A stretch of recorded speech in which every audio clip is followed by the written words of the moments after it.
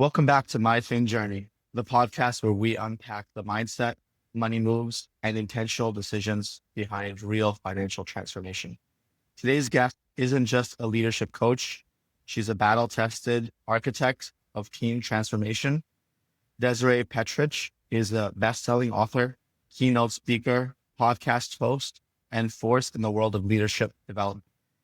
Through her work with the 5 behaviors of a cohesive team, and Working Genius, she helps teams move from dysfunction to clarity, from gossip to growth.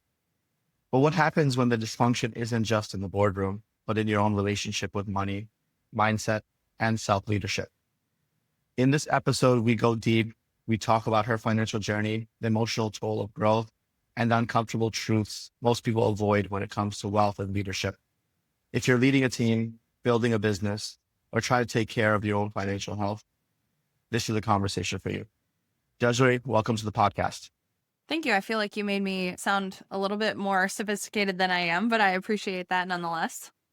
No, I think what happens when we have these conversations is a lot of our guests are typically pretty humble and modest. So it's about kind of part of digging deep is saying, okay, like we know this person is a gem, so let's kind of polish it up and show them to the world.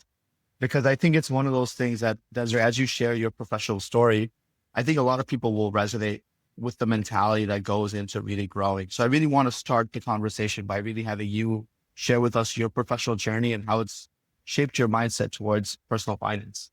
Well, I will try and keep it short and sweet. I started in healthcare when I was 15. It was one of those things where I had absolutely no desire to be in healthcare at all, but someone asked me to take a class with them, and 10 years later, I still found myself in healthcare. But through the journey, I ended up managing a dementia facility. So I was 24, brand new to leadership. I will tell you and anyone else who asks, I was not a good leader. And that is not me being humble. That is me being honest. I had no idea what I was doing. Bringing finances into this, I was making more money than I had ever seen in my life. I was making money that I didn't feel like I was earning, in a sense, which is part of where my aggressive leadership style came in. And that all culminated in the pandemic happening in 2020. So I had a 6-month-old at home. My husband wasn't able to work because he had to stay home with her. And I was on the front lines of leadership, of needing to take care of the people who were living in our facility. So I was still working. And that was the turning point for me. I learned a lot about leadership, a lot about relationships, a lot about trying to control what you could control in a series of things that weren't controllable. And it took just a little bit of time after some of the COVID restrictions released for me to realize that I had spent the time that I needed to there. So I went to the Chamber of Commerce, ended up taking a lot less money, no benefits whatsoever, and only part-time in order to do something that I really loved and that thought would help me grow. So did events for about 2.5 years, and then I started my own company. That's beautiful. I think there's so much to unpack there. And I really just want to dive right in if that's okay with you, because it Yep. felt like in the beginning, you're a bit more reactive in the sense that it started with a class with your friend and just kind of going with the flow, and then maybe a bit more proactive, intentional. I'm saying it towards the end, but obviously you're still mid-profession, in my humble opinion, and there's still so much room to grow. So I guess my question there is, from your perspective, would you say that most people are proactive or reactive?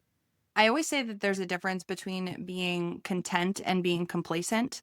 And most people wouldn't recognize the difference because they're not looking for it. But being content means you're happy where you are at this moment in life. You are still working hard, but you're not necessarily reaching for anything else. Complacency is saying, I can't do anything about the things that are happening around me, so I'm going to just live in survival mode until the next thing comes along. There's then, ambitious contentment. It's, I am happy where I am right now. I'm grateful and thankful for the things that I have, but I also have a desire to reach for more. And that, I think most people live in complacency, but they don't recognize it as that. They wouldn't be able to put that name to it because they don't recognize how much more is out there and they don't know how to look for it or reach for it. No, I love that. Very insightful, Desiree. So kind of to add on that similar vein, when you were in that situation where you were in these homes in COVID, talk to me about the dysfunction that you noticed. Talk to me about maybe the complacency that you might have picked up on. Help paint a picture for me and the listener to understand how good or bad, that situation was. Yeah, I struggle a little bit to talk about this because when I look back on, the year of COVID, I kind of look at it in that sense of a year. I look back and see the most in shape I ever was. I look back and say it was the most growth, kind of forced, but, very intentional at the same time I had ever done. I looked at it as a way of, it was a time where I was building more relationships than ever before because I had to be intentional about it. Otherwise, I wasn't going to see anyone. I wasn't going to get to talk to anyone. I was spending more time with my spouse than I had in a long time because, it was required. All of these different pieces. I look back, there was a lot of struggle to it. And I know a lot of people had a lot of things they truly couldn't do anything about. And I saw that from the sidelines and it was so hard. But I also saw a lot of people with a lot of opportunities that they weren't taking them. And that's a day-to-day thing. That's not just a pandemic thing. That's not just, something that is going to happen to someone. We probably would never hope for that again, but I see a lot of the same things happening now. We have a lot of possibilities that we're not taking. I will also say that we were in a place where we could start a lot of habits, we could start a lot of possibilities, and none of us were taking them. And again, I'm seeing a lot of that same thing right now. No, I love what you provided, Desiree, and I'm just gonna double tap and just zoom in a little bit because I think it highlights your mentality. You kind of touched on COVID and how difficult it was for other people, but also maybe how you viewed it positively for yourself in terms of you were in shape, you had a very healthy relationship with your family, you were growing, and then you didn't touch on it in this answer, but previously you mentioned monetarily as well. So it felt like a lot of different aspects of life were going well for you in COVID, but you're also respectful of the fact that it was challenging for other people. And I think then you kind of continue to build a bridge to say that ultimately there's always going to be struggles and challenges in life. And it's really about your mindset and how you approach those struggles to like see the good in every situation. So I know we previously talked about the fact that you're certified in DISC, five behaviors, working genius. The average person who's listening to this podcast might not be familiar with those. So I would love it if you could kind of explain the different frameworks and how it's helped you grow. Well, it's really interesting you say that because as I'm sitting here thinking back to what I just said, I'm like, that all probably sounded really assertive and really aggressive to someone who doesn't know me. When I was first in that leadership position, I took a DISC assessment. DISC is essentially how do you communicate with the outside world? How are your behaviors and your communication style coming across to other people? And when I took that assessment, it essentially came out with I am a high D, which is a very direct, somewhat assertive, somewhat aggressive individual who likes really quick change and who wants to kind of be that authority in the room, wants to keep that authority. And I came out as only 3% of the population has this in this amount of capacity. And I didn't like it. I did not want to be that. I was in healthcare. I know I made it sound like COVID was this amazing thing for me. It was the hardest time of my life, too. I was seeing people around me struggle. I was buying 5-gallon buckets of hand sanitizer out of some guy's garage because we needed hand sanitizer in healthcare and couldn't buy any. Like, I don't mean to gloss over the hard pieces, but they were there. But when it comes to DISC, this personality assessment, I said, I need to learn to get along better with my employees. I need to learn how to communicate with them in a way that's not going to put them off to who I am and how I'm leading. And so DISC, there's the aggressive, and this is a great authoritarian way to lead as long as you can kind of meld it to the other people that are around you. It's a great person to get things moving. But then there's the bubbly and very happy-go-lucky person who wants to know how your weekend was. There is the person who's really quiet and it's a little bit harder to build up trust. But when you have their trust and they're loyal and they're a little bit slower to change, but it's because they're so loyal. And then there's the C, the person who is a lot more compliant and they like numbers and rules. And so you can see how a workplace that's made up of all of these different pieces, if we don't know each other, if we don't know ourselves well enough to put words and verbiage to it, it's really easy to start butting heads with the people that are around us. And what I have found in my leadership development company with all of the teams that I've worked with is it never comes down to a process. It never comes down to, are the spreadsheets working? It never comes down to, do we have enough supplies or don't we? Did we meet that deadline? It comes down to who wasn't communicating and why. Why did we miss that deadline? It's because this person didn't like that person enough to go and ask them and to hold them accountable to something. So that's why I love frameworks like DISC. It's very behavioral. It's very communication oriented. It's very much so getting to know yourself and your team better. Then we have something like Working Genius, which is productivity. What parts of the job do you love? What parts of the job do you find joy and energy in? Are you someone who likes to sit with your head in the clouds and ask questions like, do we have more potential in this? Could we be doing this thing better? Or are you someone who is down with your nose to the grindstone and really digging in and you love to get things done and check things off a to-do list? Or are you somewhere in between? And the self-awareness that can bring to an individual, it really does make all the difference. And it's changed my life. It's helped me to understand why I'm not going to read a profit and loss statement the same way that someone else might. It's helped me to understand why I maybe don't pay enough attention to certain details of the way that I run my business. And it's also helped me to utilize people around me and to insert them into the process in places where it's going to help make things a lot more smooth and makes me feel a lot less guilty. Awesome, Desiree. So I think what you're talking about with respect to DISC and Working Genius is really just helping people lead better. So what I was wondering is, from your perspective, what helped you realize that there might be gaps in your leadership or areas where you could upskill to then be able to more efficiently lead the teams? I think the gaps in leadership were pretty obvious. I went into leadership at the age of 24 with a business management degree, and I was kind of told once you have that, you're good to go and you have what you need in order to lead well. Just be confident and show your authority and take responsibility, and you'll be fine.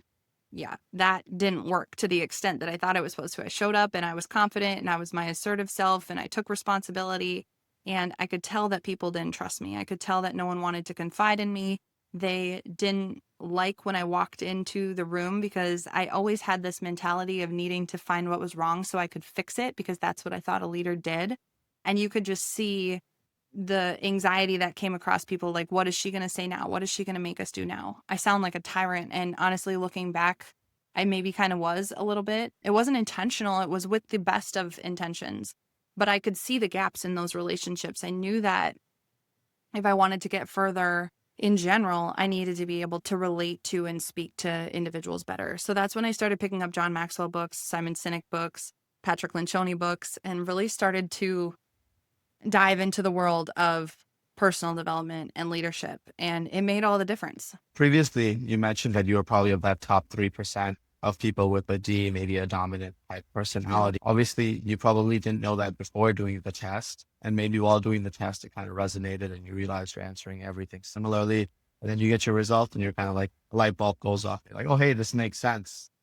But help me understand why you ended up taking this test. What led you to kind of understand that I'm being perceived in this way and people don't understand that my intention is? Because I think everyone approaches things from a good place, but how we actually execute on that intention is what can rub people the wrong way. And ultimately, the real question that I'm asking, Desiree, is if you were listening to this podcast, if you didn't know what you know today, how would you be able to self-reflect, understand your personality type, and understand what you need to do to be more efficient in the workplace or with respect to your own personal finances? So I went to my boss multiple times for help. And I just said, I can tell I'm not doing something right. I can tell my team doesn't like me. I need your help. Please help. And for a really long time, it was just, you're doing fine. You're new. It'll get easier. Just give it time.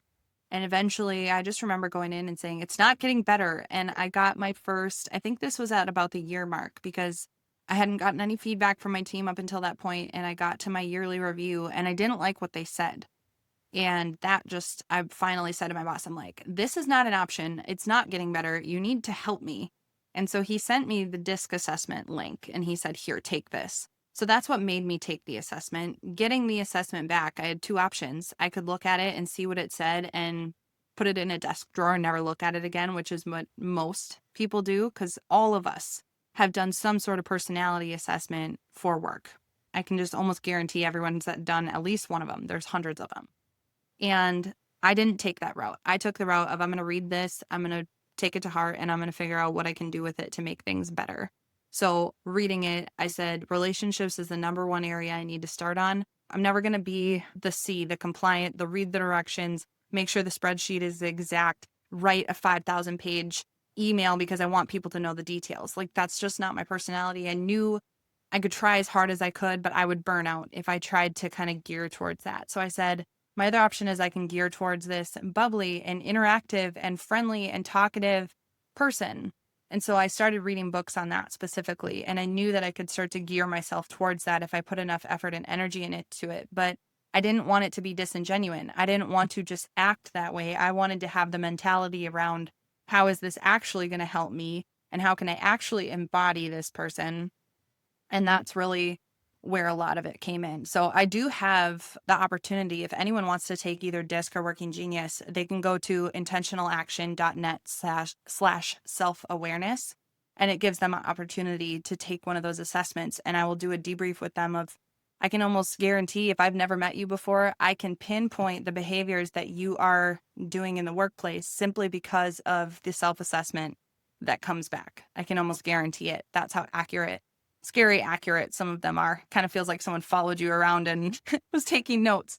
But that's ultimately how I recognized I was forced into taking it, but I took the route of actually leaning into it, taking the opportunity to make things better, to become more self-aware. The question is always, what's the best kind of leader? What DISC style is the best kind of leader? What Working Genius style is the best kind of leader? And Patrick Lencioni says, the best kind of leader is a self-aware leader.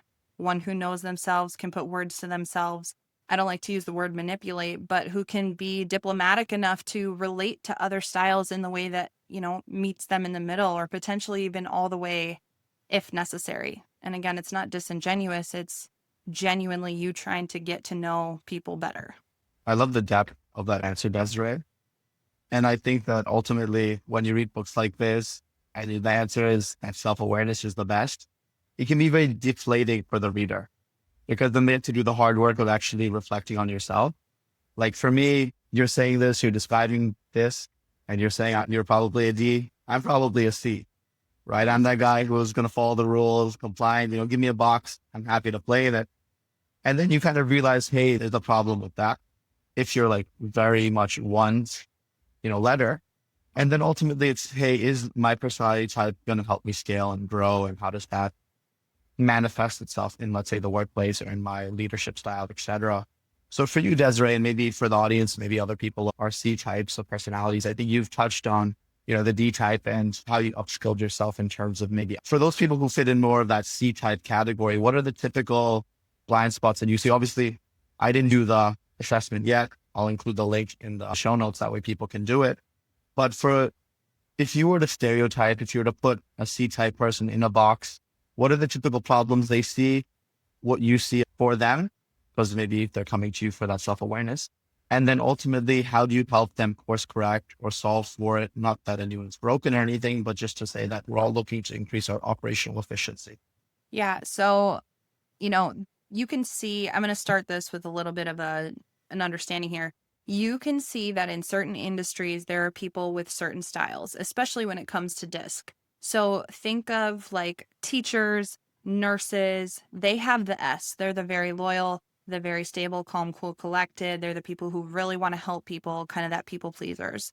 Then you have the I's. They are like the people who work in fast food. They are the people who want to be around people. They're very service-based. They're salespeople. And then you have the C's. They are the accountants. They are the people who work in finance. They are the people who really want to follow the rules. And I don't want to say that, there's stereotypes to all of this. And I can definitely tell you what the blind spots are. But I also want to say that the blind spots mostly come in when we're unwilling to budge from what we would typically do. That's where the blind spots are.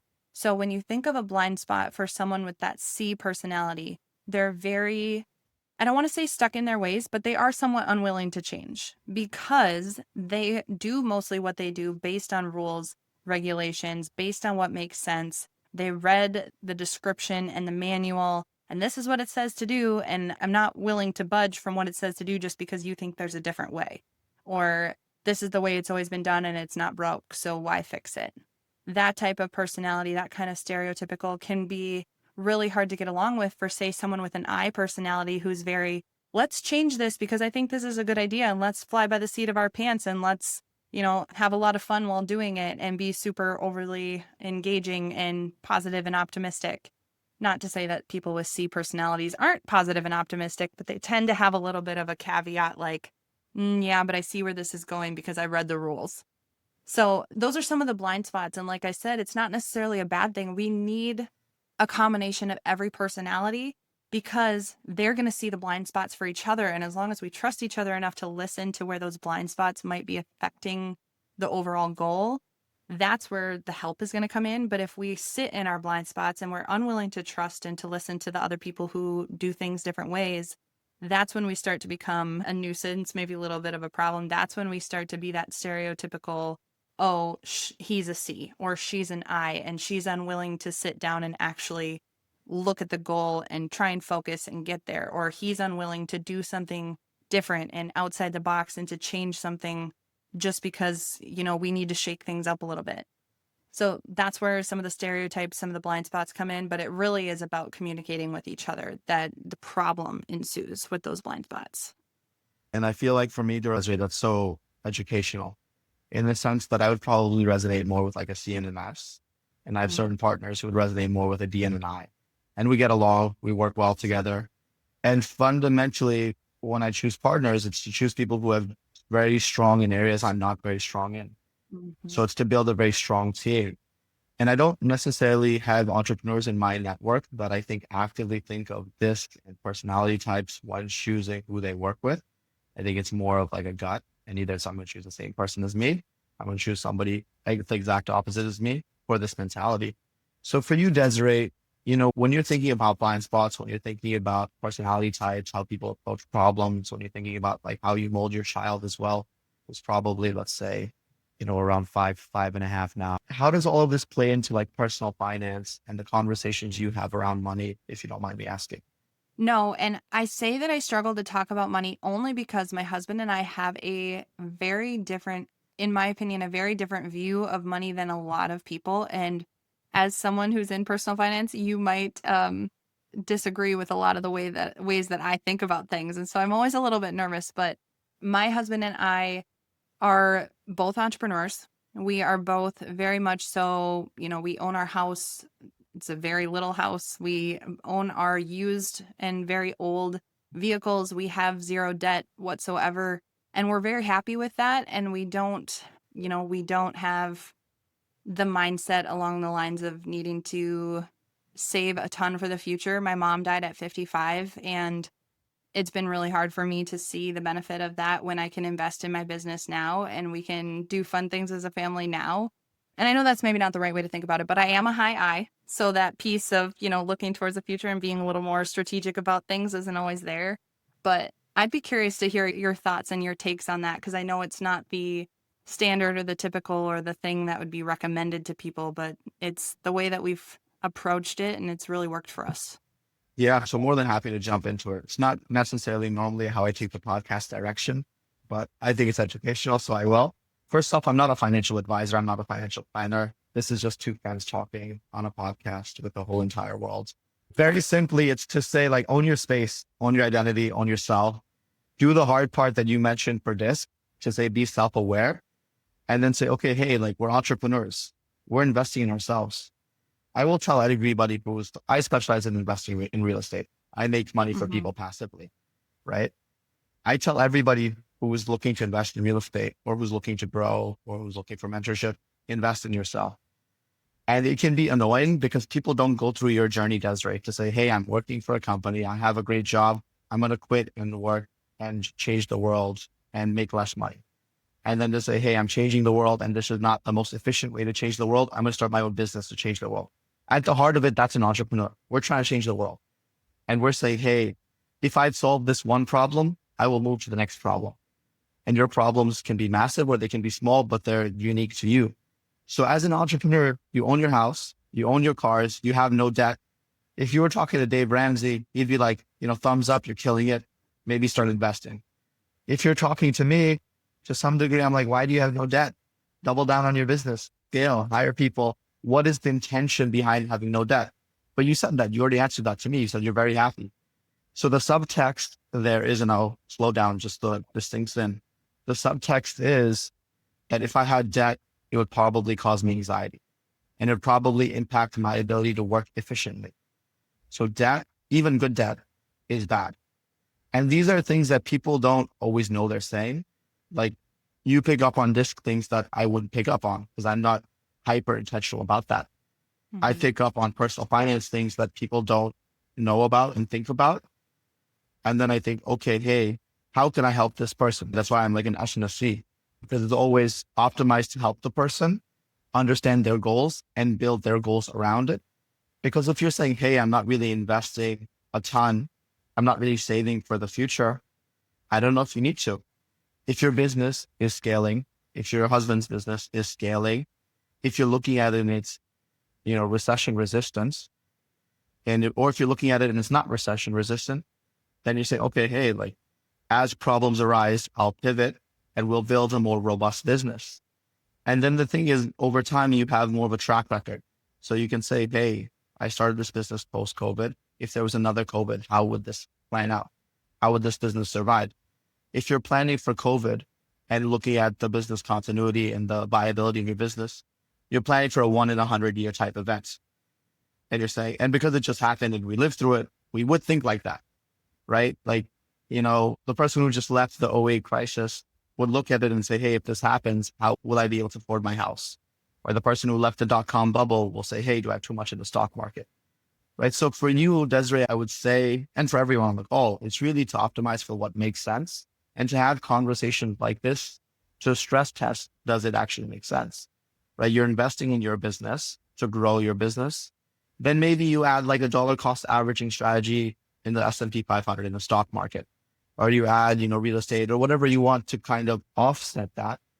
But you have your area of offense, which is your business. Most people, have a W-2, have a job, a 9 to 5 job. That's where you make money. And that's where you always optimize to grow. And then at some point, when you start to see the type of growth that you're happy with, then you say, okay, let's start investing in these other strategies just if a rainy day happens. And then 10, 20 years from now, those rainy day strategies are passively making you more money than your active job. But your active job is what you love. I hope it helps you and hopefully, somebody that's listening. Because really the point is just put a spotlight on you. No, I appreciate it a lot, and we definitely have that mentality. Just because I said I wasn't in debt didn't mean my business isn't, fluctuating in and out of it as I'm working to grow and scale, and same thing with my husband. So it's, like I said, a little bit of a different mentality, and you'll never probably convince my husband to invest in real estate. That doesn't mean I don't want to. We're still arguing, 15 years later, but I love the education behind it, and the intent behind it is always good. And it's just another one of those self-awareness pieces. It's always good to think, if you don't have debt, is it because you're scared of it or because you truly understand why you choose not to? So I appreciate the answer. No, I'm happy to hear that. And what I would say is if you're also listening to this and you're appreciating the conversation, please take out, 2 seconds, hit like, hit subscribe, hit follow, rate us 5 stars and share this episode with somebody who's also thinking about similar things. It might be an entrepreneur who's thinking about how to scale. It might be your spouse who's thinking about how to communicate with you more efficiently. Whatever it is, I think DISC is one of those things that we can all reflect on and just continue to grow. So getting back to the question, Desiree, you've also helped others build teams intentionally. Help me understand what that's looked like. A lot of times when I get called into a team, it's because they are struggling, they're missing deadlines, they are not productive enough. They are, you can tell that there's two people who really don't get along and it's affecting the team, or the team doesn't have the kind of culture. There's too much gossip, or there's not enough conflict. Like, all of these different things are symptoms to the actual problems, which lie in our ability to trust each other, to admit our mistakes, to ask for help, to be able to tell someone when we have a problem as opposed to holding it in. And what I do is we do DISC and we do Working Genius, and we have real and honest conversations. And I encourage conflict because typically the conflict is sitting right under the surface. And if you could just get it out, a lot of those problems would be taken care of. And that's what I loved doing with teams. I haven't said it yet, but my combination of DISC is now I. My I is higher than my D. So I'm an ID. I'm aggressively friendly.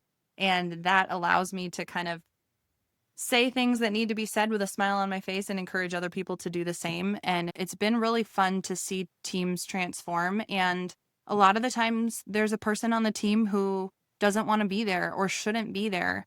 And even helping people to understand that makes a huge difference in helping the team move forward. Sometimes it's just an unwillingness to make changes that need to be made. And that can make all the difference. And help me unpack that. Because when you say that, it sounds very bad. A person shouldn't be there. It sounds like somebody's getting fired, right? Help me understand that from that person's perspective, if they shouldn't be there, the opposite could also be true, that there could be somewhere else where they should be, where they'd be happier. So help me understand, from your own perspective, from your own experience, how that's unfolded. Yeah, it is hard to say like, oh, that might be a good thing. And I've actually started to warn some bosses who bring me in and they're contemplating bringing me in to work with a team. And I just say, there is the possibility that this will result in someone quitting or needing to be let go. And half the time they're like, oh, good, we really that needs to happen. I'm like, well, why haven't you done it yet? I don't understand.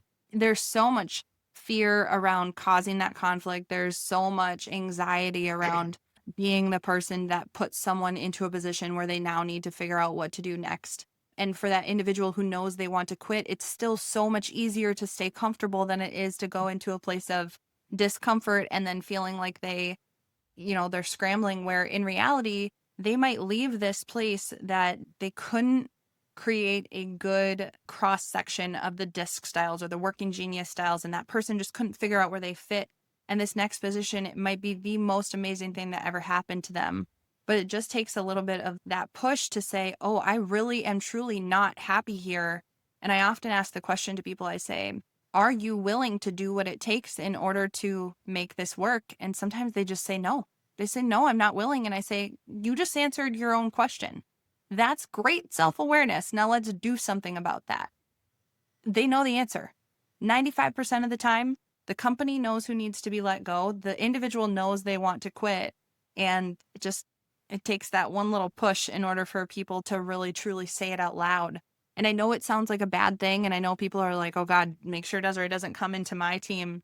But it really helps productivity. It helps people to feel more connected. It helps the morale to know that changes are being made and that conversations that need to be had are being had. You can hear my passion behind it. My heart rate is going up. I'm like, okay, we got to I talk love about it. this. But it just makes all the difference for teams. And I get called and I see people out on the street who got fired or who quit a position. And they're like, it's the best thing that ever happened to me. Even if it's not seen in the moment, and even if it feels scary and uncomfortable in that moment, it really does make the difference. And I think to kind of highlight and maybe put a double underline on that, the idea being that maybe that person's outgrown the position. Maybe the position wasn't a good fit initially. If you're working for 40 years of your life, ideally you want to be doing things that you love, that you enjoy, and you feel that passion, because that's where like the growth comes in. That's where you're genuinely happy to do what you're doing. I would say that it impacts all of your life. If you're not happy at work, you're probably not happy at home. You're probably not happy with your friends, circle, with your family, etc. So it's just to be more intentional and self-aware, to just optimize and improve all aspects of your life. Now, one of the things, Desiree, that I feel like we missed was to really understand when you're joining these teams or these organizations or hiring you, what is the average organization size? How big are the teams that you're typically working with? Help me understand, just in case the listener is a manager who wants to improve efficiency and is curious to kind of understand what services you provide. Yeah. Well, I always say, people ask, what industry do you work with? And I say, it's not about the industry. I've worked with healthcare, manufacturing, agriculture, engineering, you name it. I've worked with all of them because it's not about the industry that they're in. It's about the connection of the people on the team. And so I've worked with companies as small as 5 people, and I've worked with companies with over 500 people, but typically we're working with a smaller team within that company. Something that I talk about in my keynotes, in a lot of the things that I do for my job, is there are as many cultures within a company as there are teams. A team can write, this is what we want our culture to be in the handbook, and then expect everyone to rise to that level. But it's the decision of the manager of each specific team to put that into place and to have the people on the team and to get the commitment and the expectations said for that team and to then follow through on it for it to actually come to fruition. So it's typically smaller teams that I'm working with, typically anywhere between 5 to 12 individuals. And we're really just working to set expectations and hold people to a higher standard and help people to get along. I love it. And Desiree, for you, do you feel like when you join this team, when the manager comes in and hires you, do you feel like the issues have crustified and the manager just didn't have the time? Or help me understand, why now, from your perspective, are you being hired? to kind of come in and resolve these issues? That's a really good question. And I feel like a pretty good chunk of the time I'm getting hired to just come in and do a working genius workshop or a 5 dysfunctions of a team workshop. And they really just want to invest in their team as a whole and say, we appreciate the work that you've done and we want to keep growing you as a team and keep you working cohesively. So that's a good portion of it. And the other portion of it is they just truly don't know what else to do. A lot of times we have this checklist of things of what we feel like we need to do and say in order to try and resolve a situation. And I'm typically at the bottom of that checklist. And so I tend to get called when someone has quit, and one of their best employees has quit. And maybe that wasn't the person that needed to go, but because they waited so long, that employee is the one who actually left or things like that. So one of the messages I'm always trying to get across is don't wait until things explode to actually make a move on something. And it might be as easy as just having a conversation openly and honestly. And that might not require me, but if we wait too long, that's when I get the phone calls. We're really struggling. Please help. And I love it. One of my goals in my business is to help people so that it doesn't get to that point. But the other part of my business is to say, I'm here to help when and if you need me. And that's great too. And I love every piece of it. I think it comes down to self-awareness, right? Like Mhm. as a business owner, to focus on your HR issues to me means you have too much free time. Like, you need to hire Mm. somebody who specializes. For me, I need to hire somebody who specializes in HR to manage those issues and to be proactive about it and proactive in investing. And if I don't have that person right now, then I need to sit down and build out a PDP for each employee as though I was that employee to say, this is how you grow to X, whatever your goals are. And we'll outline that. But, circling back to checklists, I do feel for you being on the bottom of the checklist. It feels like, real estate is on the bottom of the checklist for your husband. So help me understand for you individually with respect to how you're growing your family finances or how you're approaching learning about financial literacy. What does that checklist look like for you? I would say that our ability, my husband grew up in a family that never really bought fun things. They didn't go on vacation. They just didn't really do anything. And that was the way they lived. They farmed and they worked. And I'm very thankful for that. Now, my husband is the hardest worker I know. But in contrast, my family, we probably had about the same financial situation, but we were going on vacations and doing fun things. And, so I've kind of brought my husband to the dark side a little bit where we're maybe having a little bit more fun. And despite not having loads of, discretionary income, being able to still do some of those fun things or buy my kids a $10 trinket when we go on vacation to surprise them with it, things like that. In contrast, I would say that's probably at the top of my list is making sure that our day-to-day lives can be fun and comfortable and also maybe a little bit scary. I always like to say that I'm one step outside of that comfort zone so that we can keep growing. But the biggest priority outside of that for our family is investing in our businesses. My husband has had his business for 5 years. I've had mine for 3, and we're continuously and constantly investing in us as individuals. His company is a little bit more like you buy a snowplow and that's where you invest your money. So it makes more sense to him to invest in the tangible things that you can see. Whereas my investing is spending the same amount of money on a business coach, and you can't necessarily see that as a tangible piece, but I see it and it's there and see the growth from it and the return on investment of it. So those are probably our 2 main pieces of the checklist, and everything else is coming as it comes. I love that. And I appreciate the detail. And I hope, your business and your husband's business continue to scale and thrive. I really wanted to understand something, if you don't mind, Desiree. You went from saying your childhood is more about like immediate gratification, enjoying things and really living life to the fullest. You touched on your mom who passed away, and I'm sorry about that. And then you touched on spending money on a business coach. So spending money on a business coach for most people is not fun. Like no one gets immediate gratification talking to somebody and spending a lot of money, but it kind of highlights a different mentality. So I really want you to kind of educate me, if you don't mind, on the mentality of why you decided to spend on a business coach and what that ultimate ROI was from a qualitative, not quantitative perspective. I have been in my business for between 2.5 and 3 years, depending on how you look at it. I have yet to not be in a mastermind or have a one-on-one coach or something along those lines. I don't personally think it is gratifying to do it alone. And to have that person who will push me and ask me the right questions, just like I would do for a company I'm working with or an executive that I'm working one-on-one with, I want to be pushed and I want to have those hard questions asked of me.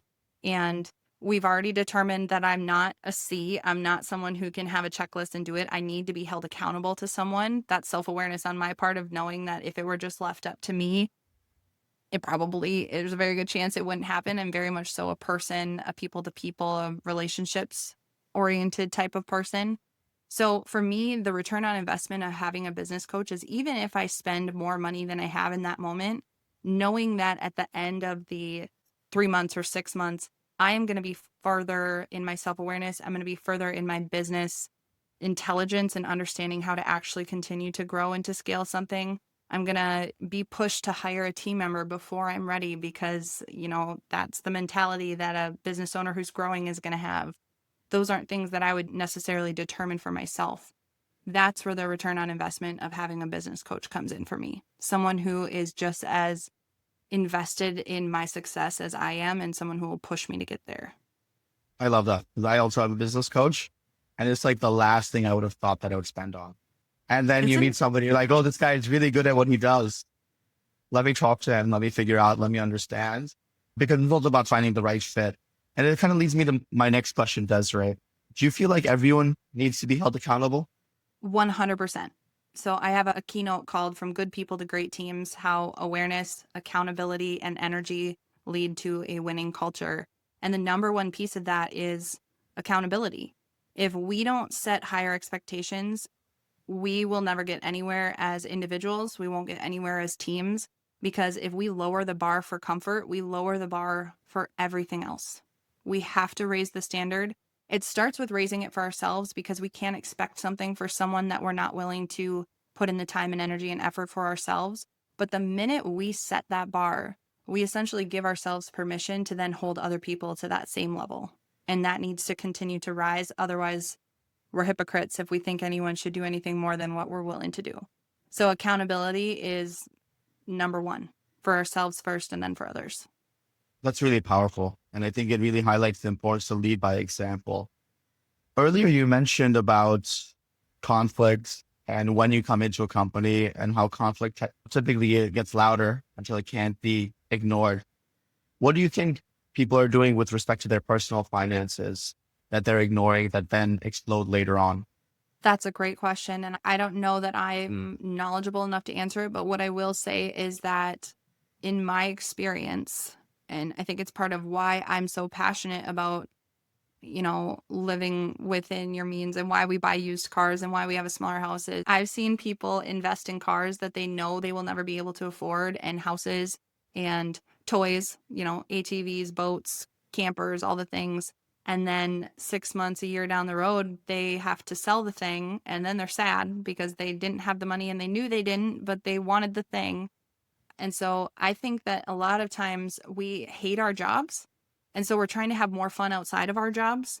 And that gets us into a little bit of financial trouble. So I guess we're kind of doing the same thing with the same goals is if I can help people to be happier at work, they won't feel the need to live outside their means outside of work because it won't be a matter of I hate my life for 40 hours a week and then I get to go home and have fun for 2 days. I love all aspects of my life and that allows me to balance them out a little bit. I've never really Yeah, thought about it like that, but there it is. I think that was really profound, that conclusion, Desiree. And it really kind of circles back to why I didn't harp on the you need to invest. It was fundamentally because you decided where you want to spend your money. You said, hey, we're going to buy old cars. Cars are depreciating assets. There are ways to make money owning cars. 99% of people will not be that person who is making money by owning new cars or slightly used cars and the exotic cars. So I'm not going to get into that. But for you, it's very simply to say, hey, we own our house, which is an appreciating asset. So we have a defense feature there, right? We didn't go into how much mortgage there is or no mortgage or debt or anything like that. We're just saying you own your house, you own your cars. So it's to say that then if you want to optimize for your discretionary income on things that you enjoy today, I think that's fine because your business is doing well. And then, over time, you can kind of save for that rainy day. But if you were to take what you know today and talk to the 18-year-old version of yourself, What would that playbook look like? Well, I think financially, my goal was always to not have debt. I watched my parents, kind of fight about money my entire life. And so it's always been my goal to not have any sort of debt. And I worked constantly, 24/7. If I wasn't in school, I didn't do sports. I wanted to have a job so that I could buy my own healthy groceries, so that I could try and stay fit. And I wanted to pay off my debt. Those were my two goals. And I didn't really have a life in high school. And it's as sad as, and kind of, I don't want to use the word pathetic in case anyone is in the same boat as me. I look back on it and I say, I wish I would have joined a sport or a club, or I wish it wouldn't have been the sole thing on my mind was to be able to save that money. So looking back on my 18-year-old self, I think I kind of had my head right in wanting that and to not want the future that, my parents had. But at the same time, maybe being able to start on some of those relationship building skills earlier would have served me well. I love my life. I wouldn't change anything if I'm being honest, but financially, that's what I would say. And maybe even just in a general sense is try and balance things out a little bit more so that my focus was not so specifically on paying off debt and working, but maybe utilizing some of those skills like building relationships, being in some sort of sport, seeing those teamwork aspects. I think that would have served me incredibly well in my first actual job where I had to be helping people get along. I didn't have the skills to do that. No, that's very powerful. I mean, I've enjoyed the whole conversation. I appreciate that taking me on that ride with that self-reflection. Just say that, you've had an amazing life and you wouldn't change anything. But ultimately, for a lot of us, the idea of having more balance or enjoying life a little bit and slowing down a little bit in those formative years is very sobering, because ultimately that's, your experiences are what enabled you to scale and succeed and continue to grow. But, being self-reflective helps you say, hey, I could have done this little one thing better that would have ultimately helped me grow more. So Desiree, last question for you. If somebody's listening to this podcast, they love what you're saying, it resonates with them, what is the most efficient way for them to reach out to you? Connecting with me on LinkedIn would be one way. I love spending time there. It's where you and I met. It's where I share a lot of thoughts and such. Send me a message on there, connect. I would love it. Mention the podcast so that I know kind of where you're coming from. But if you're wanting to have an actual conversation with me, you can go to that link that I shared, intentionalaction.net/self-awareness, and take one of those assessments, DISC or Working Genius. It's $25 and I'll give you a free 20-minute debrief. I'll tell you everything you want to know. I can answer any of the questions that you have around it. And if you are interested at all in bringing me in to work with your team, I'm not always aggressively friendly when it comes to, we're just working and we're investing in your team and we're doing some really fun things. It can be a little bit more on the fun and friendly side. But if you have trouble right now, I would love to help you. You can reach out to me on LinkedIn and I would love to be that individual who can help you fix some of those concerns that you're having. Beautiful. So what we'll do is we'll include all those links in the show notes. Once again, Desiree, thank you so much for joining the podcast. You're the type of guest who doesn't just leave you with insights, you leave us with homework, which a lot of us love. If you took anything away from this episode, let it be this: leadership isn't just for the office. It's for your wallet. It's for your relationships. It's for your growth. And most importantly, for your future. The problem with that is it's probably going to start with self-reflection, which a lot of us delay. So start by connecting with Desiree, rope her in, help her, let her help you do that self-reflection, learn more about how she works with teams, how she works with leaders. If you got value from today's episode, please consider subscribing, leave a 5-star review, and share it with a friend. Until next time, take action on your journey. The best investment you'll ever make is in yourself. Thank you. Thanks.